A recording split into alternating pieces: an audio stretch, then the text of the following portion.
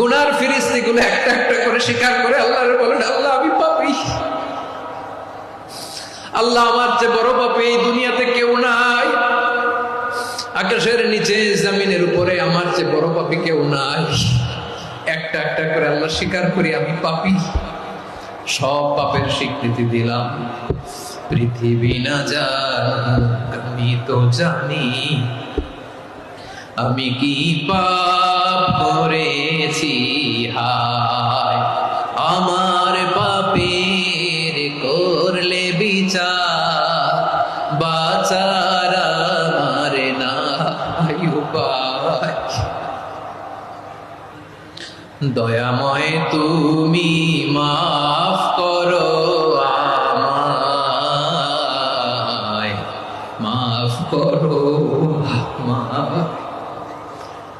আল্লাহ তাআলা যদি দয়া করে আমাদেরকে মাফ না করে, আমাদের বাঁচার কোনো উপায় নাই। আপনি কি ভেবেছেন আপনার নামাজ দিয়ে আপনি জান্নাতে যাবেন?